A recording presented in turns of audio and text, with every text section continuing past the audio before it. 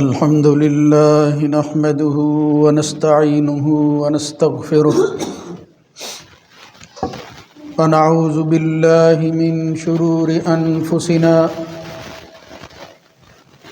ومن سيئات أعمالنا من يهده الله فلا مضل له ومن يضلل فلا هادي له وأشهد أن لا إله إلا الله وحده لا شريك له وأشهد أن محمدًا عبده ورسوله اللهم صل على محمد وعلى آل محمد كما صليت على إبراهيم وعلى آل إبراهيم إنك حميد مجيد اللهم بارك على محمد وعلى آل محمد كما باركت على إبراهيم وعلى آل إبراهيم في العالمين إنك حميد مجيد أما بعد فإن خير الحديث كتاب الله وخير الهدى هدى محمد صلى الله عليه وآله وسلم وشر الأمور محدثاتها وكل محدثة بدعة وكل بدعة ضلالة وكل ضلالة في النار رب أعوذ بك من همزات الشياطين من همزه ونفخه ونفثه يا أيها الذين آمنوا اتقوا الله حق تقاته ولا تموتن إلا وأنتم مسلمون يا أيها الناس اتقوا ربكم الذي خلقكم من نفس واحدة وخلق منها زوجها وبث منهما رجالا كثيرا ونساء واتقوا الله الذي تساءلون به والأرحام إن الله كان عليكم رقيبا يا أيها الذين آمنوا اتقوا الله وقولوا قولا سديدا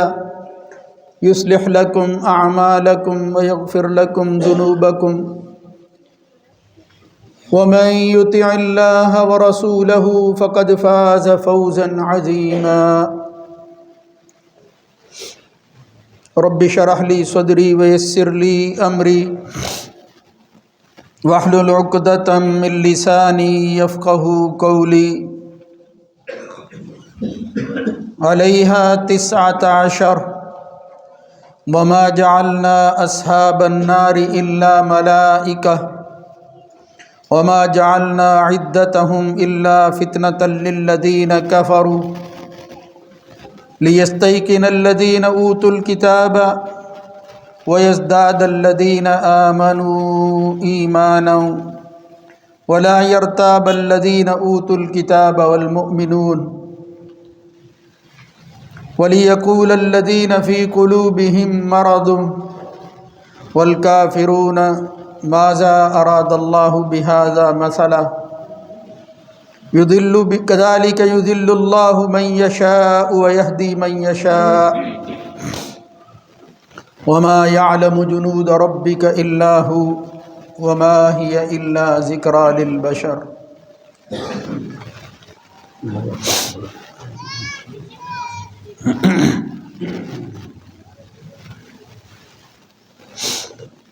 اس پر 19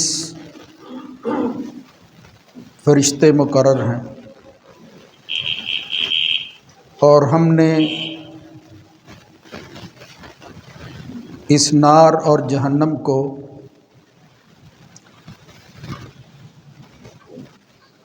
تیار کیا ہے اور اس پر فرشتوں ہی کو مقرر کر رکھا ہے، اور ہم نے ان کی یہ گنتی کافروں کے لیے آزمائش کا ذریعہ بنایا ہے۔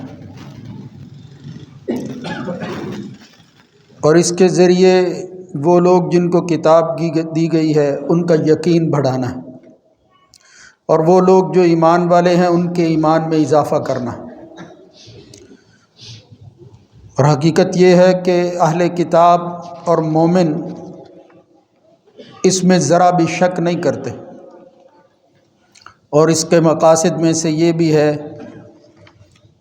کہ وہ جن کے دلوں میں مرض اور روگ لگ گیا ہے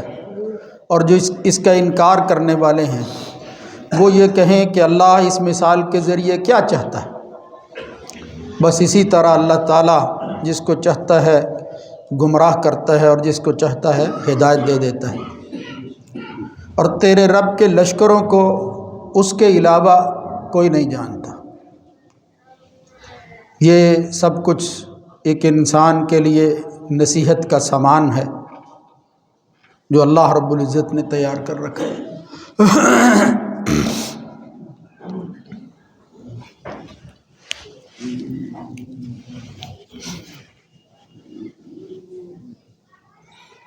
اللہ رب العزت کی حمد و ثنا کے بعد درود و سلام سید الرسل خاتم النبیین سید ولد آدم جناب محمد الرسول اللہ صلی اللہ علیہ وآلہ وسلم کی ذات گرامی پر۔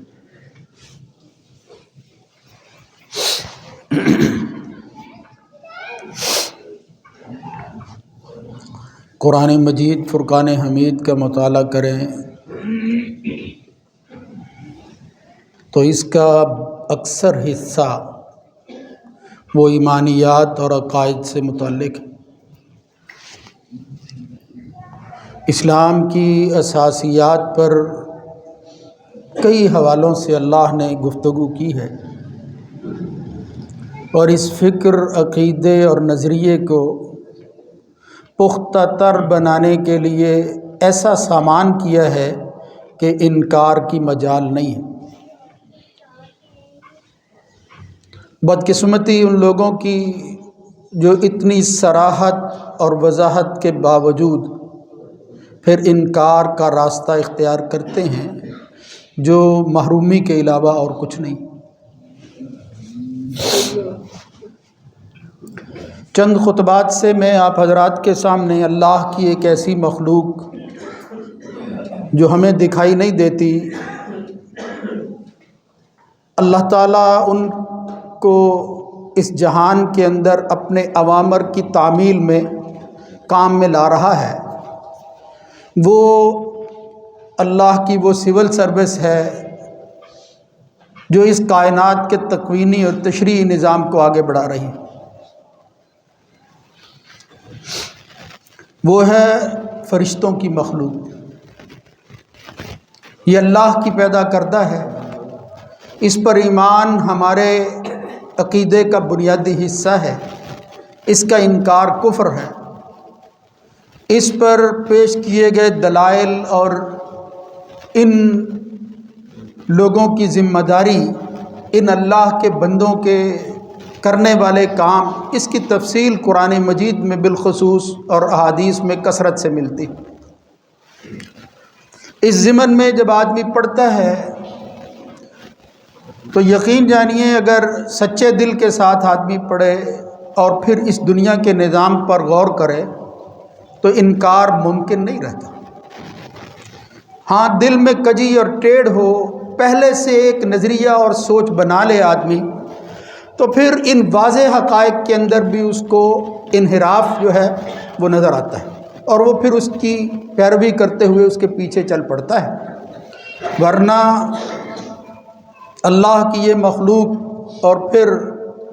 اس کی ذمہ داریاں اور پھر ان کی تعمیل، جو انداز ان لوگوں نے اختیار کر کے ایک مثال قائم کی ہے، آپ یقین جانیے کہ مومن مسلمان کے لیے ان آیات کی روشنی کے مطابق ایمان کی بڑھوتری اور اضافے کے علاوہ اور کوئی شکل نہیں ہے۔ کیا عجائب الملائک، عجائب العالم ہیں جو اللہ رب العزت نے پیدا کر رکھے، ان کے کاموں پر غور کریں تو پھر معلوم ہوتا ہے کہ اللہ کو ایک ایسی ہی مخلوق بنانی چاہیے تھی جو یہ کام کرتی، ورنہ یہ کام کیسے ہوتے؟ یعنی اللہ محتاج نہیں ہے، غنی ہے ان سب چیزوں سے، لیکن وہ انسان کو بتانا چاہتا ہے کہ جب میں اسباب کی دنیا میں تمہاری آزمائش کرتا ہوں تو یہ اسباب کی دنیا آگے کیسے بڑھتی۔ اس پر اللہ رب العزت نے یہ دلائل دیے ہیں۔ اللہ کو معلوم تھا کہ عقل کے گھوڑے دڑھانے والے لوگ وہ ان غیبی اور ان سین چیزوں کے منکر ہو جائیں گے، اور پھر اس کی بنیاد صرف اپنی عقل کو، محض عقل پرستی کو جو ہے وہ بنائیں گے۔ تو اللہ رب العزت نے تفصیل سے ان کا ذکر کیا ہے۔ اس سلسلہ میں اگر دیکھا جائے تو ان کی خلقی صفات کے ساتھ ساتھ خلقی صفات، یعنی وہ چیزیں جو ان کے اوصاف ہیں، جو اللہ تعالیٰ نے ان کو قدرتیں دی ہیں، جو اختیارات دیے ہیں، اس سے معلوم ہوتا ہے کہ وہ بڑی ہی قوت کے مالک ہیں، وہ بہت بڑی تعداد کے اندر ہیں، کسی کام میں کوئی کمی نہیں ہے ان کے لیے۔ بطور مثال میں نے یہ جس مقام کو منتخب کیا ہے وہ سورہ مدثر کی آیتیں ہیں۔ اللہ رب العزت اس میں انفرادی صیغے، واحد کے صیغے استعمال کر کے کہتا ہے کہ کچھ ایسے بندے بھی ہوتے ہیں جو اللہ کے بارے میں یہ سوچ رکھتے ہیں اور اللہ کی بنائی ہوئی چیزوں کے متعلق اس طرح کے خیالات کا اظہار بھی کرتے ہیں اور استہزاء اور مذاق کا نشانہ بناتے ہیں۔ اللہ رب العزت فرماتا ہے لا تبکی ولا تذر لواحۃ للبشر، میں نے ان کے لیے سزا کا جو مقام بنا رکھا ہے یہ ان کا کچھ نہیں چھوڑے، نہ یہ باقی رہیں گے نہ ہی ان کو موت آئے گی۔ لا تبقی ولا تذر، یعنی یہ چھوڑے گا نہیں کہ موت آ گئی تو معاملہ ختم ہو جائے گا، نہیں، فرمایا ایسا نہیں ہے۔ قرآن مجید میں اور بھی کئی جگہ پر اس کا تذکرہ ہے۔ آگے اللہ رب العزت نے وہ فرمایا جہاں سے میں نے آیتیں شروع کی تھی، علیہا 19، اس پر 19 نگران مقرر ہیں۔ یہ ہے دراصل وہ آزمائش، وہ امتحان، وہ مومنوں کے لیے ایمان کے اضافے کی وجہ اور پھر کافروں کے لیے محرومی، کہ وہ انکار کرتے ہیں، وہ اس چیز کو بھی اشکال کے طور پر، اعتراض کے طور پر لیتے ہیں کہ اللہ نے 19 کا لفظ بول دیا ہے۔ وہ کافر یہ کہا کرتے تھے کہ جو ان کے بڑے طاقتور لوگ تھے، پہلوان تھے، کہ یہ 19 جو ہیں ان میں سے اتنے کو تو ہم سنبھال لیں گے، باقی تم سنبھال لینا، یعنی مذاق کرتے تھے۔ یہ عدد کا استعمال، اس کے ذریعے اللہ کیا چاہتا ہے، اس کی حکمتیں کیا ہیں؟ حکمتیں کچھ اللہ بتاتا ہے، کچھ ہمیں سمجھ آتی ہیں، مگر اللہ کے احکامات کی تعمیل حکمتوں کی محتاج نہیں ہے کہ وہ ہمیں سمجھ آئیں تو مانیں، بلکہ وہ تو مالک الملک ہے، وہ جو کہے ہم نے وہ کرنا ہے۔ بالکل فرشتوں کے طرز پر چل کر اگر آپ ان کی تقدیس اور ان کے مقام کو جو ہے وہ قرآن و سنت میں دیکھیں تو انسان جو ہے اس کی آزمائش جو ہے اللہ رب العزت نے اسی میں رکھی ہے، وہ کامیابی کی شکل میں ان سے بھی آگے بڑھ سکتا ہے۔ تو میں علیہا 19، پھر آگے خود وضاحت میں کہا وما جعلنا اصحاب النار الا ملائکہ، اللہ نے ایک مخلوق جو پیدا کی تھی اس جہنم پر انہی کو مقرر کیا ہے۔ وما جعلنا عدتهم الا فتنۃ للذین کفروا، اور ان کی اس گنتی کو بھی ان کافروں کے لیے آزمائش بنا دیا کہ یہ مانتے ہیں یا نہیں۔ مومن کوئی دوسری شکل، کوئی دوسری صورت، کوئی دوسرا خیال تک اپنے ذہن میں نہیں لاتا۔ اللہ رب العزت اگر چاہے تو وہ ایک فرشتے کے ذریعے بھی یہ کام کروا سکتا ہے، اس کے لیے کوئی مشکل نہیں ہے، مگر علیہا 19 کا لفظ اور عدد بول کر اس نے کہا کہ ایسا ہے۔ اور پھر آگے وہ وضاحتیں کی کہ یہ اللہ نے فرشتوں کا جو تقرر کیا ہے تو ان کی یہ تقرری وہ کس طرح آزمائش اور کس طرح جو ہے وہ انسانوں کے لیے، ماننے والوں کے لیے فوائد کا سامان پیدا کرتی ہے، منکروں کے لیے جو ہے کس طرح روک بناتی ہے، وہ اللہ رب العزت نے ساری چیزیں ایک ایک کر کے بیان فرمائی، اور اس کے آخر میں کہا وَمَا يَعْلَمُ جُنُودَ رَبِّكَ إِلَّا هُوَ۔ یہ نہ سمجھنا یہ جو کچھ کہہ رہے ہیں کہ اللہ کے پاس 19 ہی ہیں وہ تو ہم سنبھال لیں گے، وہ اتنی بڑی تعداد میں ہیں کہ تم ان کو شمار بھی نہیں کر سکتے۔ وَمَا يَعْلَمُ جُنُودَ رَبِّكَ إِلَّا هُوَ، ان لشکروں کی گنتی اور حقیقت اللہ کے علاوہ کوئی نہیں جانتا، اللہ کو معلوم ہے کیا۔ وَمَا هِيَ إِلَّا ذِكْرَىٰ لِلْبَشَرِ، اور یہ تو ذکر، یہ تو نصیحت ہے، یہ تو وہ آخری حتمی فیصلہ ہے جو اللہ رب العزت انسان کی ہدایت کے لیے کیے ہوئے ہے کہ کیا انسان اس کو مانتا بھی ہے یا نہیں، وہ کہاں کھڑا ہے، اور اللہ رب العزت اس کو کہاں لا کر جو ہے وہ مقام اور مرتبہ دینا چاہتا ہے، یہ ہے دراصل ان کا مقصد۔ تو فرشتوں کے حوالہ سے اگر صرف یہی دیکھا جائے کہ ان کی قوتیں، ان کی کثرت، ان کی صلاحیتیں کیا ہیں، قرآن مجید کے اندر اللہ رب العزت نے مختلف حوالوں سے بالخصوص اس جہنم کے تذکرے میں اس کو بیان کیا ہے کہ اللہ رب العزت نے یہ ہولناک چیز، یہ خوفناک مقام جو بنا رکھا ہے، اب اس پر وہ فرشتے کس طرح مقرر ہیں، وہ کیا کرتے ہیں، اس کی ایک جھلک صحیح مسلم کی روایت میں محمد الرسول اللہ صلی اللہ علیہ وسلم فرماتے ہیں، جس سے انہی آیات کی وضاحت ہوگی کہ وہ کتنی قوتوں والے ہیں، کتنی بڑی تعداد میں ہیں، وہ صرف 19 کے عدد پر جو ہے وہ منحصر نہیں ہے۔ یؤتی بجہنم 70,000 میزان، اللہ رب العزت اس جہنم کو لائے گا، یؤتی بجہنم 70,000 زمام، اور اس کی 70,000 لگامیں ہوں گی، اس جہنم کی لگامیں۔ لیکن آگے جو ہمارے اس موضوع سے متعلق چیز ہے، محمد الرسول اللہ صلی اللہ علیہ وسلم، لہا کل زمام، ہر اس لگام کے ساتھ 70,000 ملک یجرونہا، اللہ رب العزت نے ایک ایک لگام پر 70,000 فرشتوں کو مقرر کر رکھا ہے جو اس کو کھینچ رہے ہیں۔ ذرا ضربے دیں، اب اس کو ملٹی پلائی کرتے کرتے آپ کوئی عدد نکالیں، وہ 19 تک پھر نہیں رہے گا۔ وہ تو اللہ رب العزت نے ایک نظام، نظم کی شکل میں جب کوئی چیز تنظیم کی شکل میں تشکیل پاتی ہے تو یہ ہمیں سمجھانے کے لیے کہا ہے۔ اسی جہنم کے متعلق جو آتا ہے کہ ایک فرشتہ ہے جو اس کا نگران اعلیٰ اور رئیس ہے، جس طرح جماعت جو ہے وہ کسی سربراہ کے ماتحت کام کرتی، اسی طرح اس جہنم کے معاملے کو اللہ رب العزت نے سمجھایا ہے۔ وَنَادَوْا يَا مَالِكُ لِيَقْضِيَ عَلَيْنَا رَبُّكَ، ایک فرشتہ ہے جو نگران اعلیٰ ہے اس کام کا، اس کا نام ہے مالک۔ محمد الرسول اللہ صلی اللہ علیہ وسلم فرماتے ہیں، صحیح بخاری و مسلم کی روایتیں ہیں، یہ کوئی تیسرے چوتھے درجے کی روایتیں بھی نہیں ہیں، یعنی ان میں شک کی کوئی گنجائش مومن کو تو ہے ہی نہیں، کسی اور کے لیے بھی نہیں ہے، کوئی اور لاؤ پھر۔ رسول اللہ صلی اللہ علیہ وسلم جب ان کی وضاحتیں کرتے تھے تو یہ ارشادات جو ہیں یہ ہماری رہنمائی کرتے ہیں کہ واقعتاً اللہ رب العزت نے یہ جو کچھ تیار کر رکھا ہے،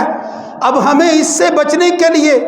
اور ان فرشتوں کی اس ڈانٹ ڈپٹ اور توبیخ سے اپنے آپ کو بچانے کے لیے کیا کرنا ہے، یہ قابل غور بات ہے۔ فرمایا اتیان اللیلۃ رجلین، میرے پاس جو ہے وہ رات رجلان، 2 آدمی آئے، اور وہ کیا کہتے ہیں، ھذا مالک خازن النار، اے محمد صلی اللہ علیہ وسلم اس کو دیکھو، یہ خازن النار ہے، یعنی یہ داروغہ ہے جہنم کا، اور اس کا نام ہے مالک۔ اور پھر خود ہی کہتے ہیں ھذا جبریل انا جبریل وھذا میکائیل، میں جبریل ہوں اور یہ میکائیل ہے۔ 2 آنے والے، ایک جبریل تھا دوسرا میکائیل تھا، اور وہ آ کر بتاتے ہیں کسی تیسرے فرشتے کے بارے میں کہ یہ خازن النار، یہ مالک جس کا نام ہے یہ داروغہ ہے، یہ نگران اعلیٰ ہے۔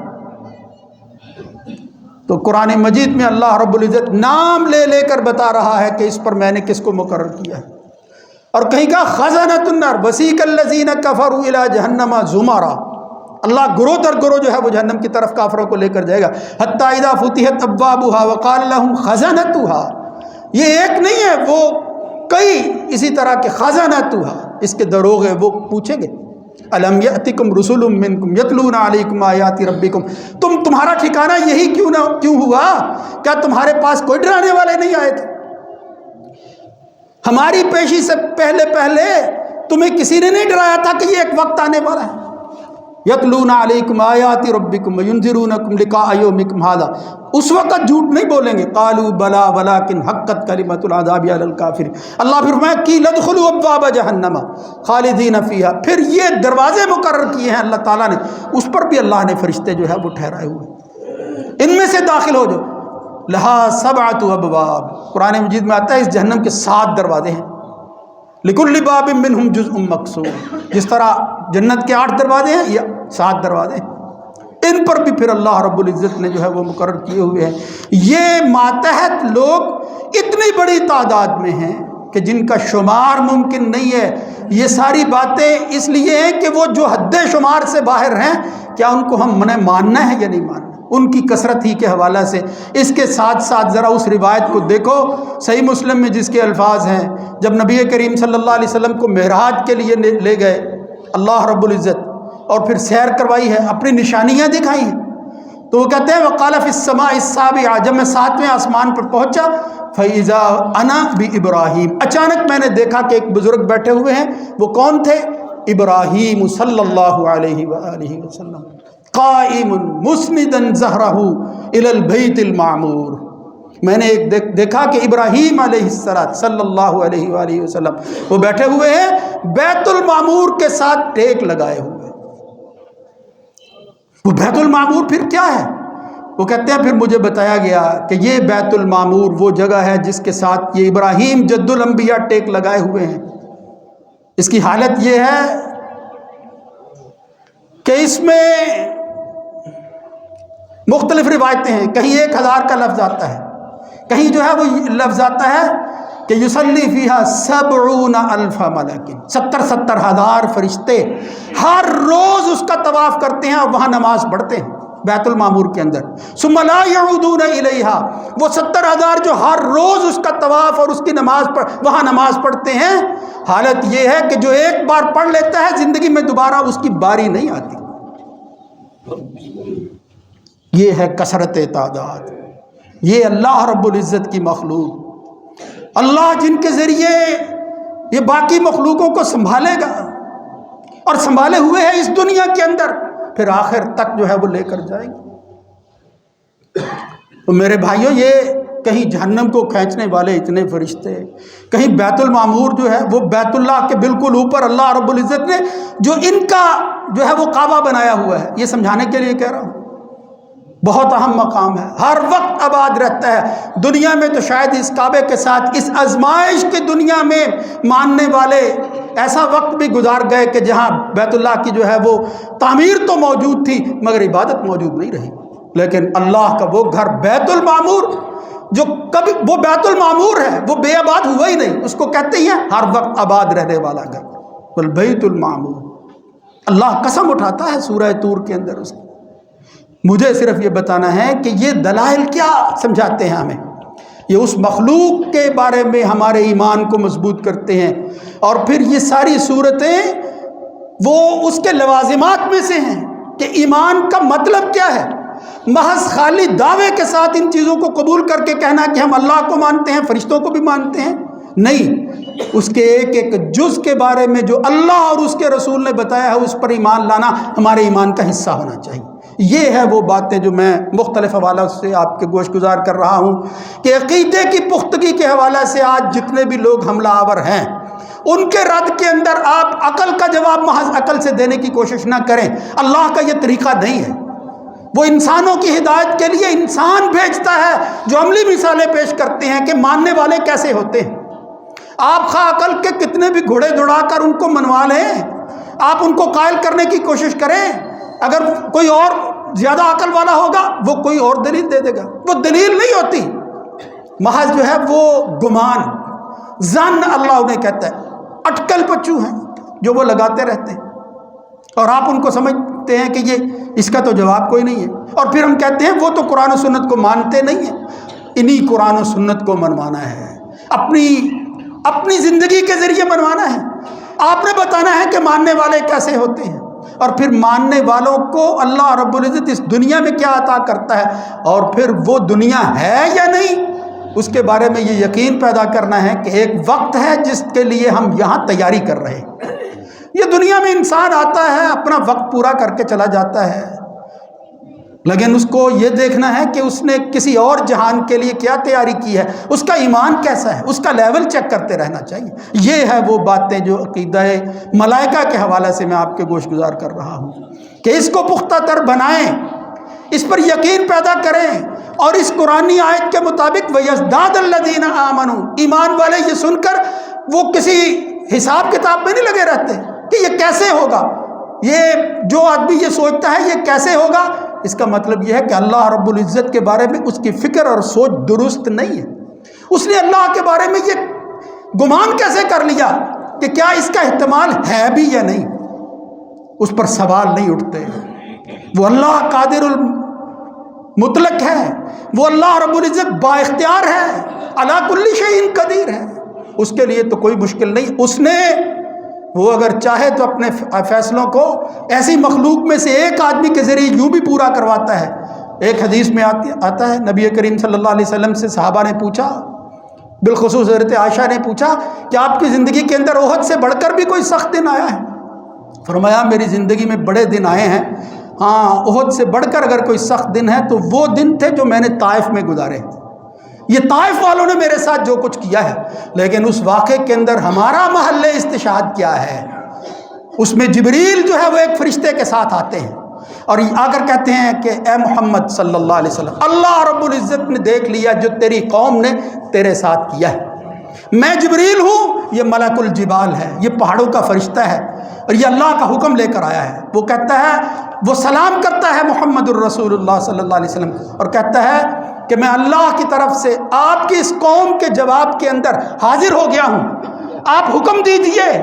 میں اسی لیے آیا ہوں ان اطبق علیہم الاخشبین، یہ جتنی بستی ہے میں دو پہاڑوں کے ذریعے جو ہے وہ ان کو سمیٹے ہوئے اللہ رب العزت سمیٹے ہوئے ہوں، لیکن میری ذمہ داری یہ ہے اگر آپ حکم دیں تو اس ساری کی ساری آبادی کو دو پہاڑوں کے اندر ریزہ ریزہ کر دیں.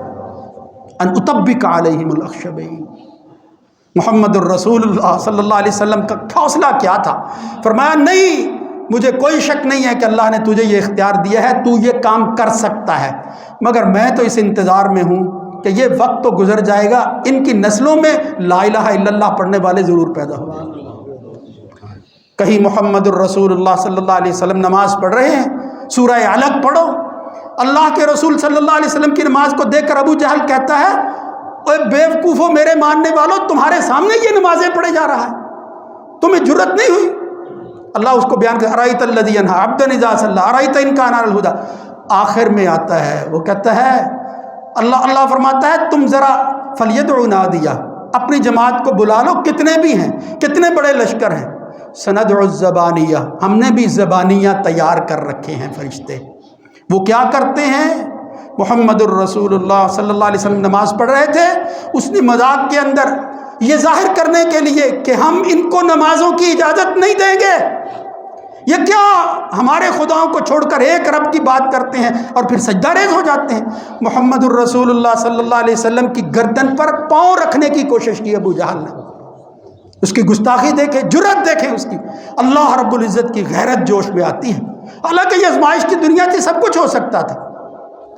لیکن جب وہ ارادہ کرتا ہے آگے بڑھتا ہے تو اسی خوف کے عالم کے اندر جو ہے ینکسو علی عقبیہ، پیچھے ہٹنا شروع ہو جاتا ہے. اس کے کارندے، اس کے ماننے والے پوچھتے ہیں کہ سردار ہوا کیا؟ اس نے کہا پیچھے ہٹ جاؤ، مجھے جو کچھ نظر آ رہا ہے تمہیں دکھائی نہیں دیتا. میں دیکھ رہا ہوں حولن اجنحتن نار، یہ تو آگ ہی آگ ہے، یہ تو پر ہی پر ہیں، یہ تو خوفناک حالت ہے. وہاں یہ لفظ آتے ہیں محمد الرسول اللہ صلی اللہ علیہ وسلم کہ اس نماز کو، اس عمل کو وہ نہ کر کے اور پھر ان کو محروم کرنے والا آدمی، اللہ کے رسول کو اللہ کے سامنے جھکنے سے روکنے والا بدبخت ابو جہل، اس کے متعلق آتا ہے کہ اگر وہ یہ کام کر لیتا لَاخْتَطَفَتْهُ الْمَلَائِكَةُ عُضْوًا عُضْوًا۔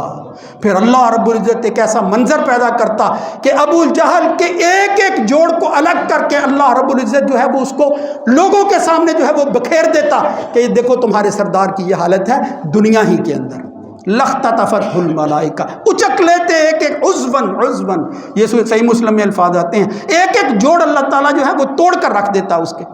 وہ یہ جرت تو کرتا، اسی دنیا میں اللہ سب کچھ کر سکتا ہے اور کرتا ہے بعض موقعوں پر، لیکن اللہ نے ایک جہان جو ہے وہ جزا اور سزا کے لیے مقرر کر رکھا ہے، ہمیں اس کا انتظار ہے اور اس امید کے ساتھ انتظار ہے کہ یا اللہ ہم تیرے نبی کی باتوں کو ماننے والے ہیں اور اس امید کے ساتھ اس دنیا میں زندگی گزار رہے ہیں کہ تیرا فیصلہ ہمارے حق میں بخیر ہوگا۔ اقول قولی ھذا استغفر اللہ لي ولکم۔